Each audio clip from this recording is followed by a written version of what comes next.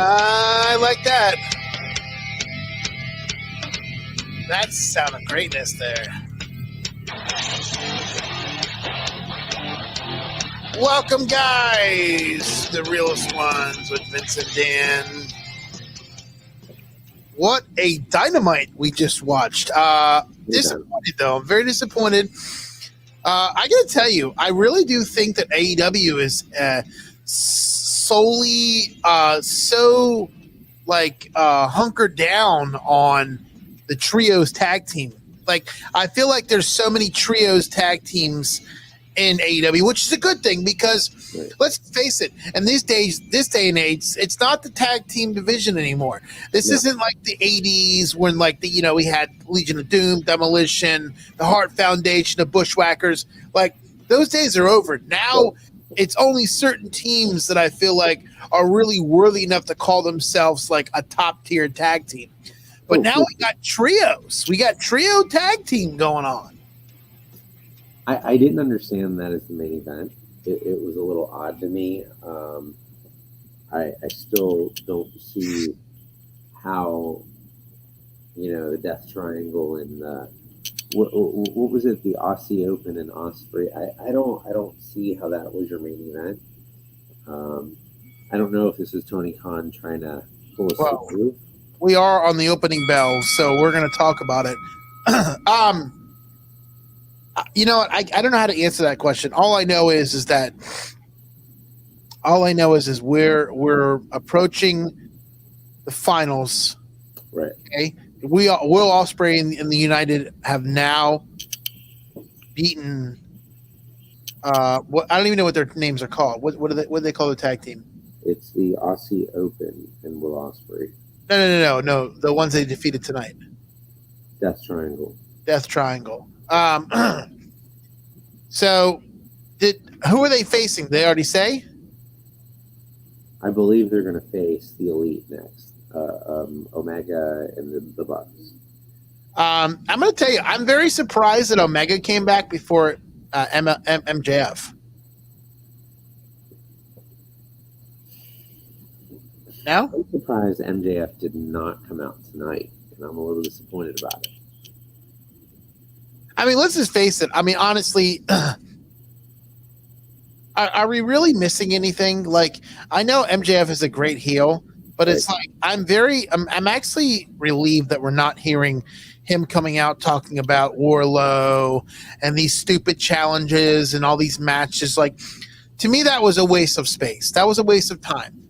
I mean, I can see it happening like once or twice, but it went on for like a solid month. Right. How many times can you put this guy through hell, and he overcome it? Right. So, I mean, am I going to be glad that he's coming back? Maybe.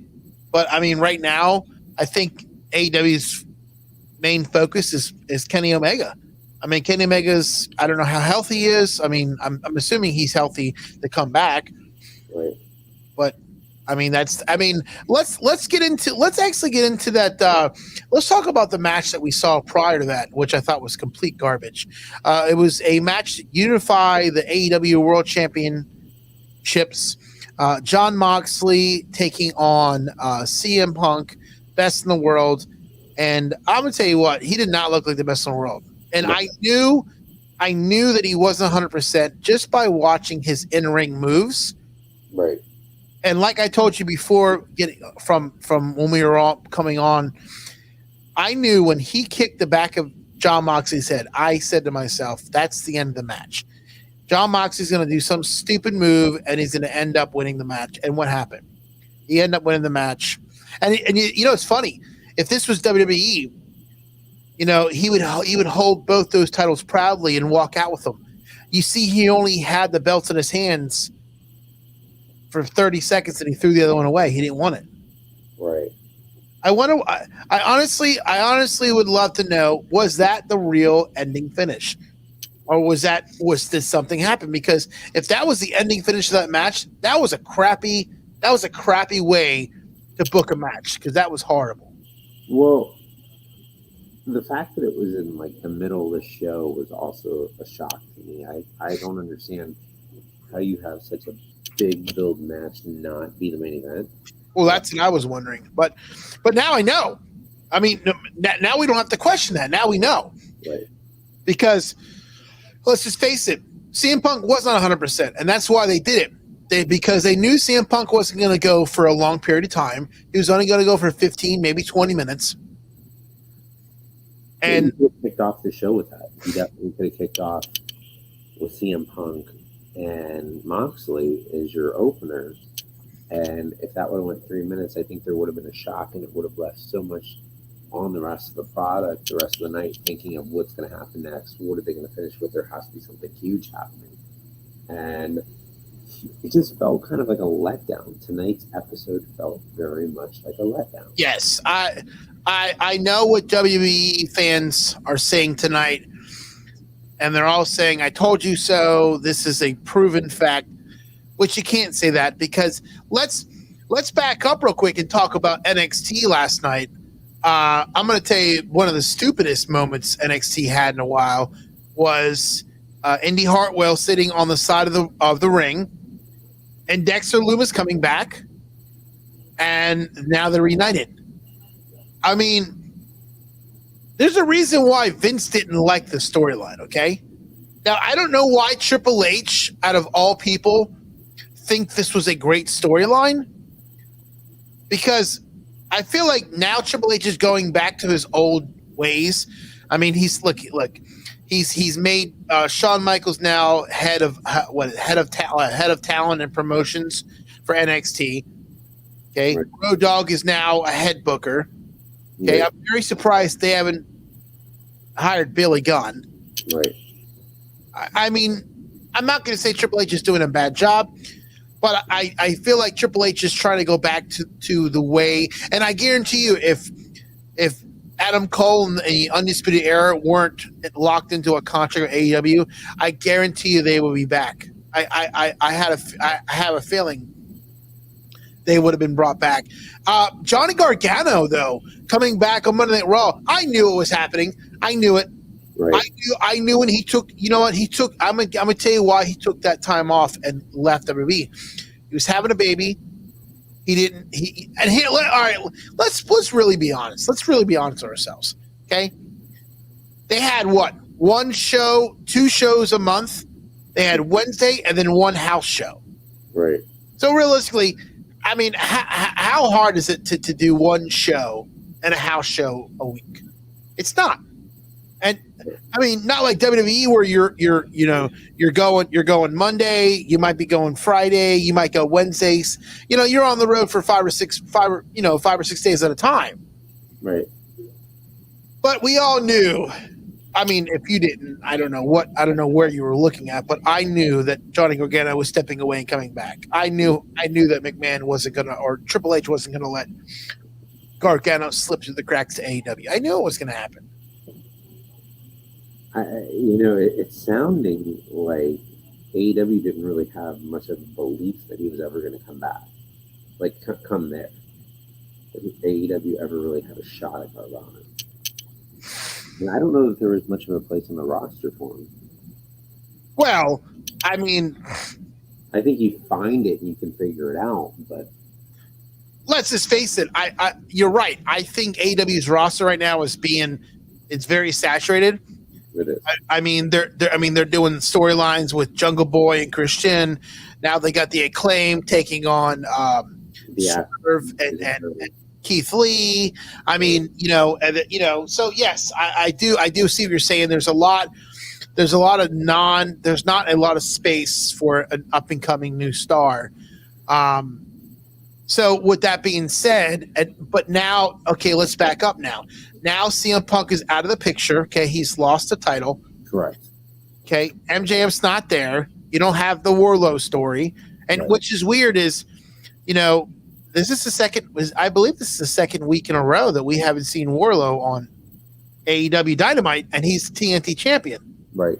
Which is totally weird because out of all the people that are on the show, I would think you would want to put your 3 main stars as champion, at least on one segment, even if it was a promo. Right. So I'm going to tell you, there's a lot of things going on in AEW. I'm not saying that it's not being booked right, but I do think that there's too many Indians and not enough Chiefs in AEW, and I do think that this should be looked upon because I think their main focus right now is the trio tag team. I honestly really do because, I mean, every other freaking focus though. No, I mean it always felt like the tag team division was their focus, and there was always so much, internet hype of when is the trios titles going to come into play, and Tony Khan was always alluding to it, but now it's just a matter of it feels so rushed to throw these titles in the picture, and you don't have the proper, I don't know, to me, teams and hype around the titles. I know we're going to probably end up with, something like the Elite and the Dark Order with Hangman. I mean, I think that would be the most ideal situation. But, I mean, it just seems so ridiculous to rush that, to get that out there. I mean, no, you're absolutely right. But I also want to go into what a match Damian Priest had with Edge on Monday night to close the show out. I mean, right. Edge, I'm going to tell you what, Edge at his age, he can really go. I mean, he can really step in the shoes. And to me, that's surprising because the man, I mean, the man has been through it all. I mean, he for 10 years, he couldn't wrestle. He was, which is, a shocking thing to me because at a man of his fortitude, knowing that he had this neck injury, I mean, he still made it known. I mean, he was an actor, he was doing, guest appearances on certain shows. He would make, his presence come back on special occasions and special shows. But he was out there. I don't know if you've heard the news, but he did say after Raw that when they return to Toronto, which now has been confirmed, it will be sometime next August, that he will be retiring from the ring. That's what he did say. Yes, that's correct. But your honest opinion, do you think Edge has another year on his plate? I could see it. Or is he a part-timer? I could see it. I don't know. I don't think he's ever been a full-timer. I think he is part-timer. I was hoping there's going to be another title run in him, but I don't know that we're going to see that at this point. And you would think they would be like, let's do another title run with this guy, but right. Obviously, and we could be wrong. I mean, we could be, be sitting here thinking about this, but we could be wrong. But we also could be right because, I do think that he deserves another title run. I mean, give the guy his credit where it's due. I mean, he deserves to have a second title, another title run, and will we get this from Edge? Time will tell. Time will tell. I didn't understand why he never beat Roman Reigns. I thought that was an ideal candidate to move forward with and take the belt off Roman Reigns. I think this Roman Reigns experience has lasted far too long.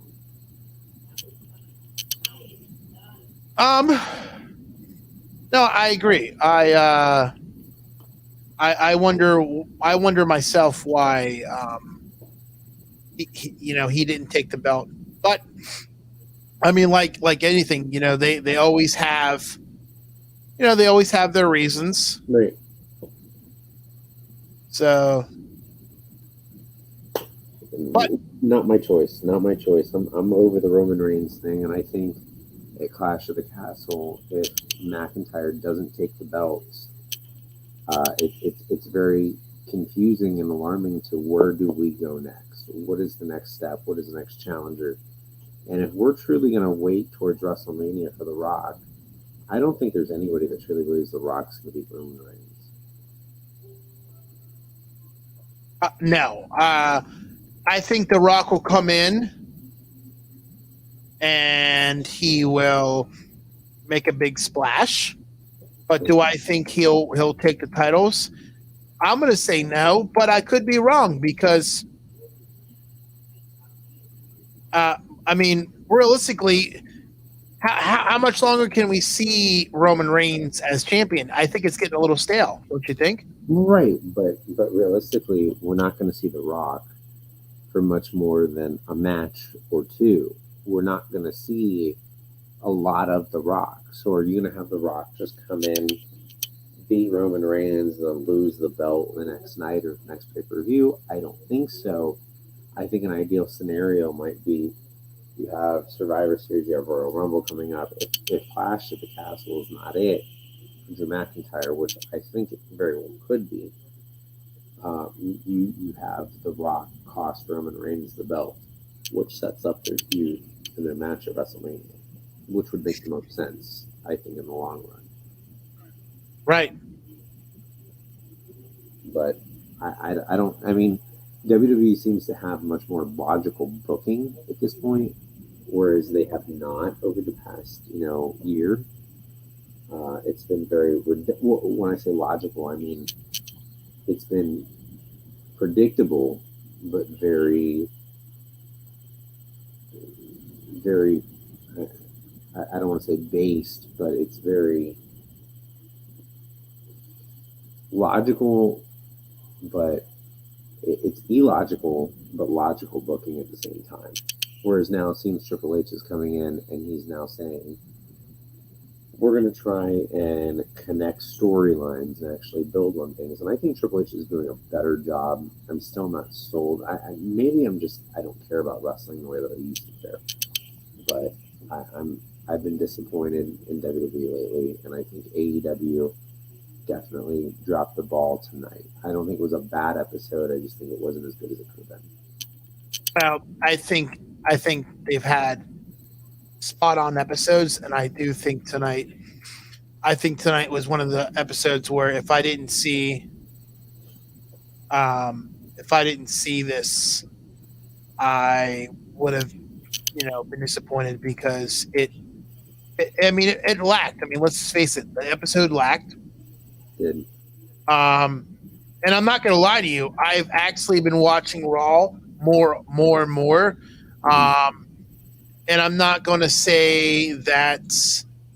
I'm not going to say that Raw has been spot on, but I mean there has been some banger matches. I mean that match with Kevin Owens. What was it? Kevin Owens. Was it Kevin Owens? Who did Kevin Owens face? Oh, Kevin Owens and Chad Gable. That was not a bad match. Right. So, I mean, there's a lot of things that they're trying to do. Now, do I agree on bringing – I mean, let's just face it. WWE's going to win the ratings in the next couple of weeks because they're bringing new faces back or they're bringing old faces back. So, people are getting the hype. They're tuning in. They want to know who's coming back on the roster. But I mean, sooner or later, this is going to end. I mean, you can't keep adding, there was a reason why McMahon was getting rid of these people. Right. Because they're downsizing the company. They're getting ready to sell. And now I feel like I feel like all that now is being backtracked and it's being derailed because Triple H is coming in there and he's trying to take over this company, but he's backtracking because let's just face it, now that Triple H has taken over, is Stephanie now the question is, would Stephanie sell?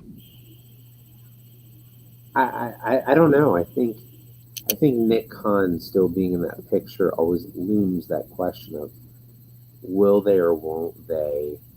I think with Triple H at the helm and Stephanie also there as well, I think there's questions of when and if. It's hard to tell. It's hard to tell, and I think they would remain on in their positions. Just they'd be employees, and if it ends up in a company like NBC, I think it would be best for WWE to sell and move forward and become more of that type of mainstream product. And I'm very curious to know how it would go and where it would go. Would it stay? Would it be dissolved? I don't know. I don't know what they'd ultimately do. I think if NBC ultimately does take a hold of it, I think there's a very good chance that it could just go belly up at one point. Well, I do agree with you. I agree that NBC. Let's just face it. NBC is going to be making. They're there to make money. Right. They're not there for the fans. They're there to make money on any way possible with the product. Right. So they're not. At the end of the day, let's really be honest. Okay, does big corporations take courtesy of their customers and what they have to say?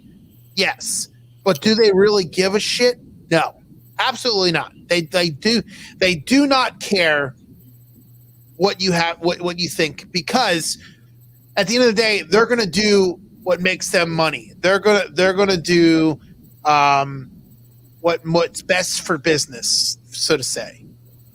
So at the end of the day, Peacock, NBC, they're going to do what's best for them.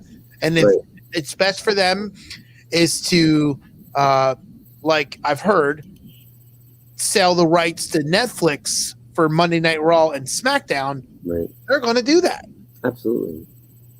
And I think that would make a lot of sense for them to come off cable television. But I feel no matter what, WWE has always found a way to come back to USA Network. It's just always seemed to be a thing. I think they're going to be better off going to a streaming platform like Netflix because they're going to have more eyes on the product. And I think that's what's great for them and for Netflix. I don't know how long the marriage will last.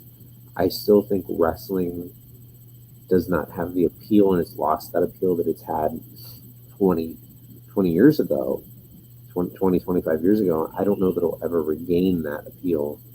I don't think WWE will be that. I think it's going to need, I think AEW lost a lot of steam that it had, but I think it's going to take a company like AEW to bring that appeal back. And I don't know that it'll ever happen. Now, I honestly, I think, I mean, this is what I tell everybody. This is the main thing I tell people. When you have something, or let's just take this for example.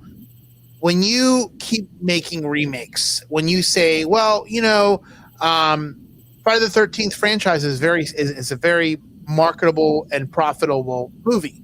Right. Let's see if we can make a TV show. Let's like Chucky. Let's make a TV show. Let's make another movie. And people are dumb enough to keep buying into it, watching it, knowing that the main stars aren't there, that it's set for a new generation. They're going to keep making them. Yeah. So as long as the people are feeding into the crap, they're going to continue with it. And that's the sad part about it, is because, it doesn't matter how much it sucks. If it makes money, no matter if it sucks or not, there's always a potential for a sequel or a prequel or a TV show. So, WWE at the end of the day, AEW at the end of the day, they're going to do what's best for their brand. And, right now, I just don't. I think both companies right now are struggling for ratings. Very much. And I don't even want to go into NXT because NXT, if you haven't watched NXT in about a year or two and you come back, you're not going to see one familiar face. There's not one person from the old roster on there. I mean, when's the last time you saw To the Moon? What's his name?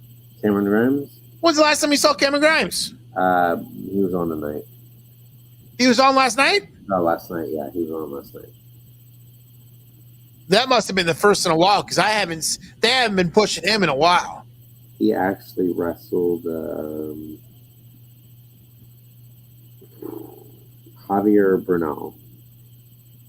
So, but I mean, they're not put. Okay, well, who the hell is that?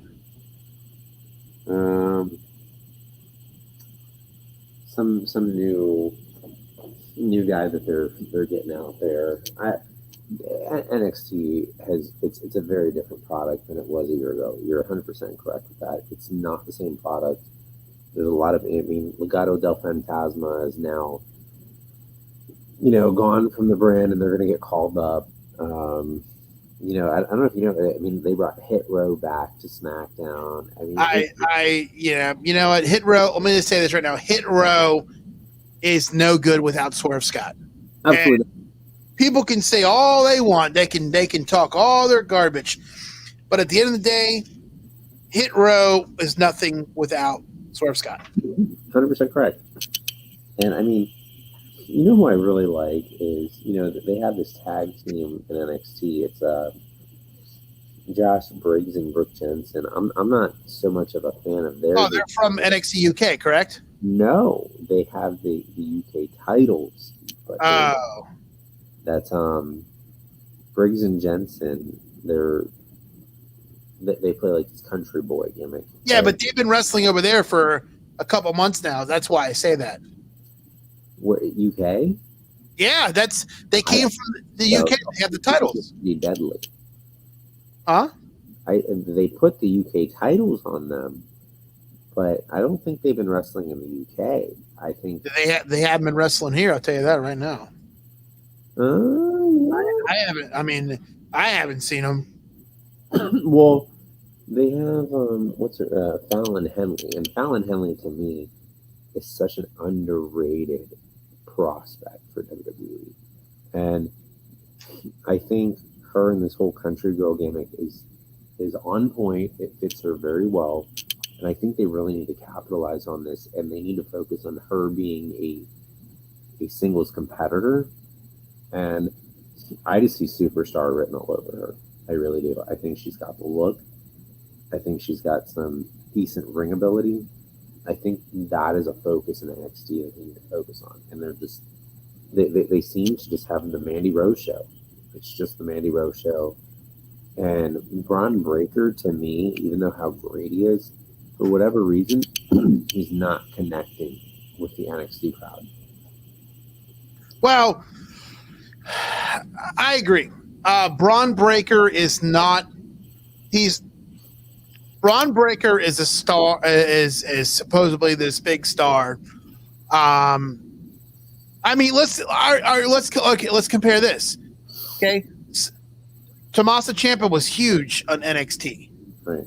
Now he's going over to Raw and he's teaming up with The Miz. Right. Is he as big as he was on NXT? Absolutely not. No. They're not giving him a singles run. They're doing what they do to everybody that comes in. They're pairing him with somebody so they can have the experience. Well, Tommaso Ciampa doesn't need experience. No. I mean, go back and look at all his 150 to 200 matches in NXT. He doesn't need experience. He doesn't. So for them to pair him with The Miz, it's like a slap in the face to Tommaso Ciampa.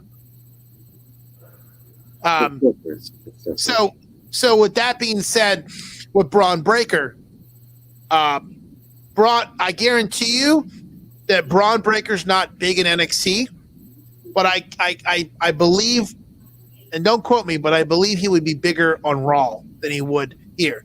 I agree. I think the NXT crowd is so fickle in so many different ways. I think they like who they like, and and they loved Braun Breaker so much in the beginning, but the crowd reaction is just so non-existent for him now, and I don't understand why, and I don't get it. I think he's such a talented athlete.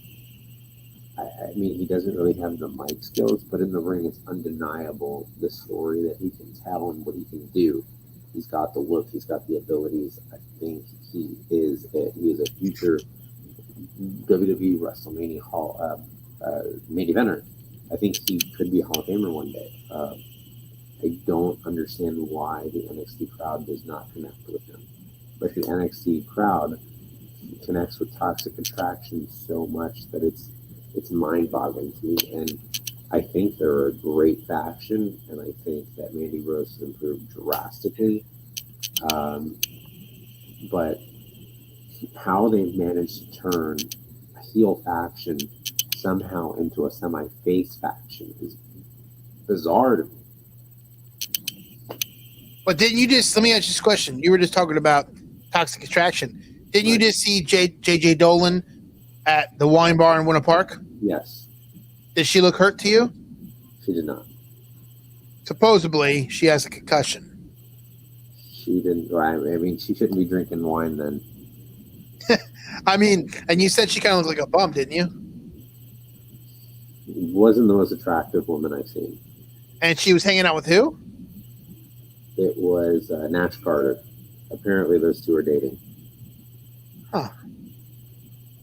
Well, on from the wrestling ring, I do got to tell you, I'm glad Matt. I mean, I'm glad. I wish Matt was on here, but I'm going to tell you this on this subject. I'm glad he's not, because I'm going to say this, and I think you're going to get this more than he will because you live here. Have you heard that commercial? In a wreck, need a check. I feel like I have. With Dan Newland? Yeah. What, you know what? How sick is this world coming to when an attorney tells you, if you're in a wreck, call me, I'll get you a check. The very first thing that I'm thinking about when I'm in a wreck, if I'm okay, is the person okay? What's the damage to my car? I'm not thinking about how many millions in the bank I'm going to have. And that's the sad part about this world, is because Dan Newland has made such a name for himself, because let's just face it. I mean, he'll get any bozo a fucking $1 million check. And the worst part about it is these criminals go on TV with brand new cars going, hey, Dan, got me $100,000. Thank you, Dan. Doesn't that make you sick to your stomach that you see these signs and billboards every single day down the roads of Florida, and the slogan is, in a wreck, need a check? Well, they're ambulance chasers, and I mean, let's be real. You know, the Morgans have been doing it for years and years and years. So I don't fault people for going out there and doing it. I think it's a very competitive industry. You have a lot of personal injury attorneys that are out there. It just so happens that in our area, you know, John Morgan, Morgan & Morgan, and Dan Newland happen to be two of the top personal injury attorneys. And that's just kind of the world that we're living in today. And at the end of the day, it's somebody's insurance that's getting sued. I think insurance makes way too much money. So I'm not crying about it. No, but I think it's sick that people try to scam the government and system every single effing day for no reason, because they don't want to work. And the way I see it is people get what they deserve. Karma is a thing. Does everybody get karma? No. But it makes me sick when I walk into a welfare office and some guy and some lady are crying poverty that they can't afford food for their kids, but they got a nice 2021 Lincoln Navigator sitting out front. I mean, that's always been a thing. It's always frustrated me. You know, you go and, you can go by any Section 8 housing and you see, $80,000, $100,000 vehicles right outside of it, and it makes no sense. If you're living in the projects and you're living in Shittsville, you shouldn't have a Cadillac Escalade. You shouldn't have a Lincoln Navigator. You shouldn't have, a Mercedes, S-Class vehicle. But those are not things that you should own. And I think you found certain people, and it's not everybody, but you found certain people that could really milk the system. And that's the unfortunate thing about where we are as a society. And our government welfare system is so broken. For the people that actually do need it, they don't get it. And the people that get it, some of them can figure out how to abuse it to where it's not just supplemental income, it is their whole income, and they're living so good off of that supplemental income. I mean, let's just face it. I mean, I don't know if you've heard, but today, Joe Biden just announced that he's going to give debt relief for people that for college, and Mitch McConnell. Am I saying his name? Mitch McConnell. Mitch McConnell. I love his statement because he said on the news that it's not fair to people that are for families that are saving for college or people that have paid their college tuition or have been excellent Biden or people living in society. But now you got this scumbag Joe Biden over here because families and people are struggling with life. They're going to make they're going to clear their debt. Now, let me just tell you this. Do I have school debt? Absolutely. So am I crying too much because am I going to go and try to get debt relief? Well, if everybody else is, sure, am I going to? But do I think it's right? Absolutely not. Because at the end of the day, I look at it like this. It's the same way as when you're young and you have sex with that young girl and now she's pregnant. Well, let's be a man now and let's step up to the plate. Right. And take care of that child. So you created the bill. I feel like you should pay for the bill. Right. Well, my question now is, if we're doing debt relief for all these other people out there, what are we going to do for the future people that are going into college? What are we going to do for them? Because it's not fair for them because they're still going to have to pay. So how are we going to end this vicious cycle? Because to me, I'm a firm believer that we should have the access to free college. I think everyone should have that access if they so desire it. I think some of these establishments are making way too much money off of it, and it's clear as day when you go and you look at some of these, athletic college programs out there, especially in football, when you're seeing Nick Saban making $98, $100 million to be a coach of a program. Can you read that number right there? What's up? Read that comment right there. Read that number I just sent you in the comments. On the screen. What under comments? What does it say? It is $300 billion. That's how much money Joe Biden is giving a debt relief for. $300 billion to society to clean their debt out. That's crazy. That's a lot of money. That's a shit ton of money. Yeah, but it's nowhere near. I don't think that even scratches the surface on what student loan debt is, though. Oh, absolutely not. And they did say this. They also said that they're not forgiving or anybody that has a 2020 or 2021 loan because let's just face it. I mean, you're not gonna take a loan out for a school lately and go, hey, well, I'm going to try to get my loan taken care of. Right. And another thing that really pisses me off. I don't know if you keep up with the news. I don't, but I've kept up with some of this. The shooting that happened in Texas 3 months ago. Which one? With the elementary school that killed 19 children and 2 teachers. Right. It's Uvens, Texas. Terminated chief of police Pete Ardona was terminated for district board of Wednesday. And I agree, man. I agree because I didn't know this, but he waited 70 minutes in a delay to confront the gunman. 70 minutes. Kids and teachers were getting annihilated in a school because you had no fucking balls to go in there and confront this gunman. And now, and I'm going to read a quote from one of the parents. Our babies are dead, our teachers are dead, and our parents are dead. They last y'all can do to show us respect to do this public. Cross said, pushing the board to toll for him to terminate the vote to end the open season. I just can't believe.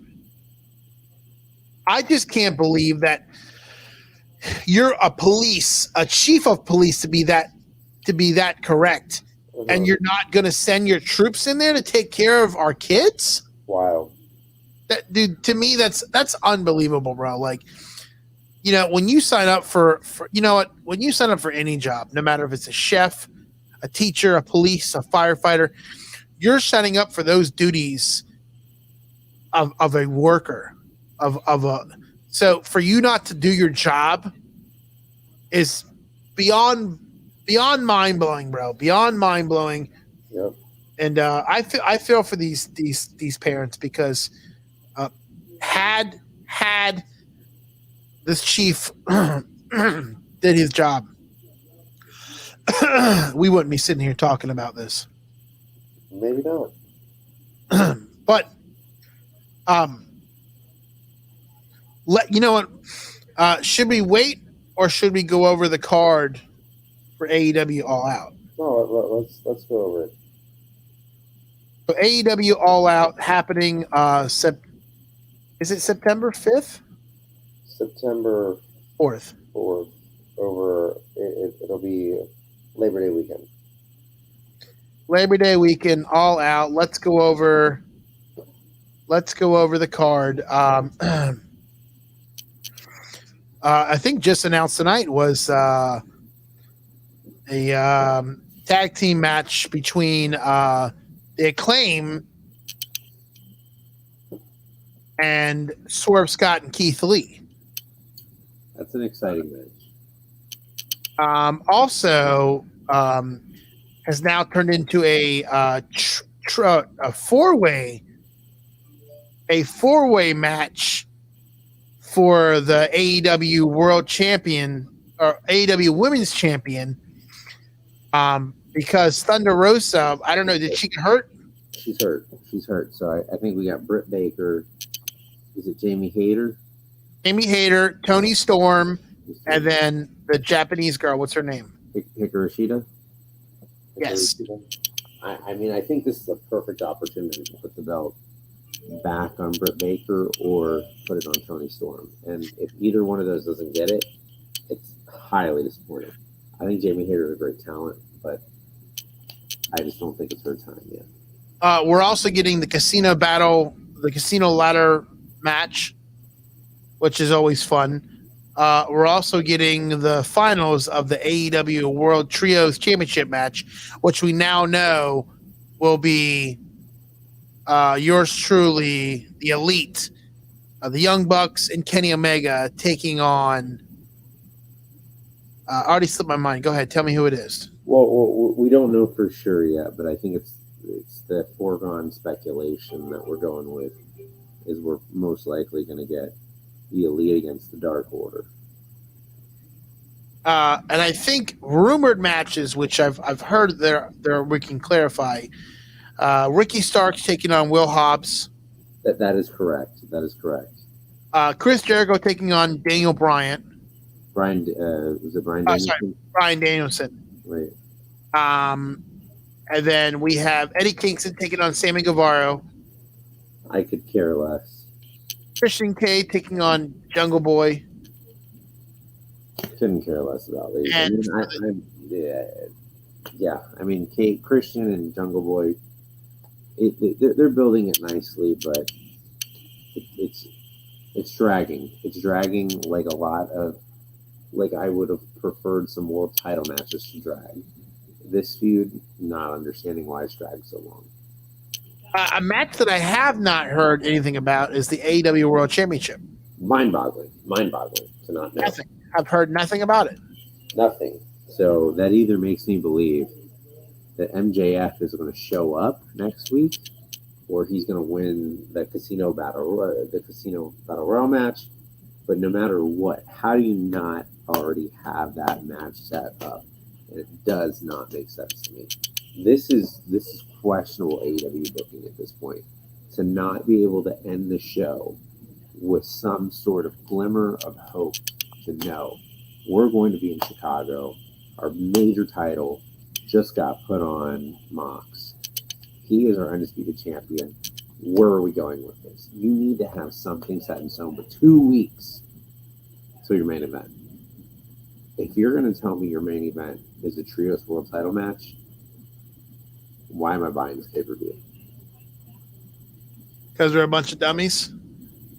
I mean, why am I buying it? Legitimately, I'm going to buy it. I'm going to watch it. And I feel there's too many AEW pay-per-views that are thrown together like that. I saw some people online that were commenting and complaining, saying that this is the most unorganized AEW pay-per-view, but it's not. This is exactly how every AEW pay-per-view is put together. It's put together in the final 2 weeks. It's always this way. And this is my knock against AEW. As much as I love what they're doing, they constantly put the card together on the fly. I don't like that. I want to know what the matches are a month in advance. I want you to advertise that. I want to see build. I would much rather see these guys talk shit with each other on Dynamite and Rampage and have little brawls break out than just have a card thrown together on the fly in 2 weeks. And we're not getting enough of that. We're, and it's frustrating. We're too focused on getting too many other people on TV to take away from major stories, which could be your big payoff on the pay-per-view. That's my 2 cents on that. It's frustrating. It's very frustrating. Well, we just have to see where this is going to take us. We have almost a week and a half left until AEW All Out in Chicago. Yep. So we will see. Is there anything else you want to add tonight before we go off into our adventure? No. I think I'm interested to see. We have a really fun Labor Day weekend ahead of us for pro wrestling, and I think also now we're starting to, really break into football, and college football is going to start Labor Day, weekend as well. So I'm excited. I think it's going to be a really fun Labor Day weekend to have a lot going on. And I think Labor Day weekend will not just do a lot, for college football because it's a start, but it's also going to do a really great deal for pro wrestling and the future of it, because we're going to see what AEW is going to do and the direction they're going to take and go in. We're also going to see what WWE is going to do and the direction they're going to take and go in. And I'm looking at WWE in the sense of I see their card, and the only match on there that I truly think is that could shift the direction is the WWE title match. Beyond that, I can't see anything else on that card that I'm looking at and saying, I need to watch this. Well, the next show, which will be sometime this weekend, hopefully, we'll have Mad Dog on, and we'll go over the card for God, I don't even know the freaking pay-per-view name. Clash at the Castle and Clash at the Castle. Right. And they're going to be back to back. I don't know what you're doing for them, but I'm definitely interested in watching them. So, when is that? When is Clash at the Castle? Clash at the Castle's on next Saturday, and All Out is next Sunday. Well, we will see. We will see what those pay-per-views have in store for us. But until next week or next show. Next show. I'm Vincent Laspada. That's Dan the Man. We'll see you next time. See you next time. Peace.